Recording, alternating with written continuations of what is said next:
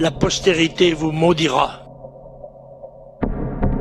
35 ans que le traité de Rome a été signé et que d'acte unique en règlement, de règlement en directive, de directive en jurisprudence, la construction européenne se fait sans les peuples, qu'elle se fait en catimini, qu'elle se fait dans le secret des cabinets, dans la pénombre des commissions, dans le clair-obscur des cours de justice.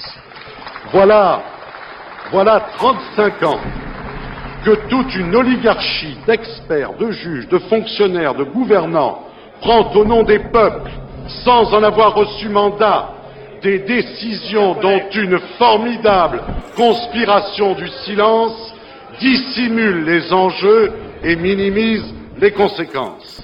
La logique du processus, de l'engrenage économique et politique mis au point à Maastricht est celle d'un fédéralisme au rabais, fondamentalement antidémocratique, faussement libéral, résolument technocratique.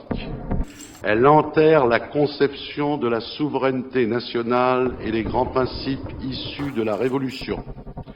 1992 est littéralement l'anti-1789. Ce que cache l'obsession des équilibres comptables, c'est bien le conservatisme le plus profond.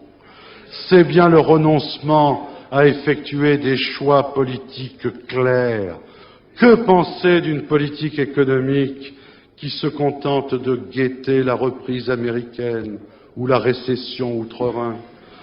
D'autant qu'à force de vouloir faire cette intégration à tout prix, on va finir par faire l'Europe allemande plutôt que de ne pas faire l'Europe du tout, ce qui serait un comble. Enfin, et je souhaite insister sur ce point, la normalisation de la politique économique française implique, à très court terme, la révision à la baisse de notre système de protection sociale, qui va rapidement se révéler un obstacle rédhibitoire, tant pour l'harmonisation que pour la fameuse convergence des économies. Voilà maintenant 35 ans que le traité de Rome a été signé.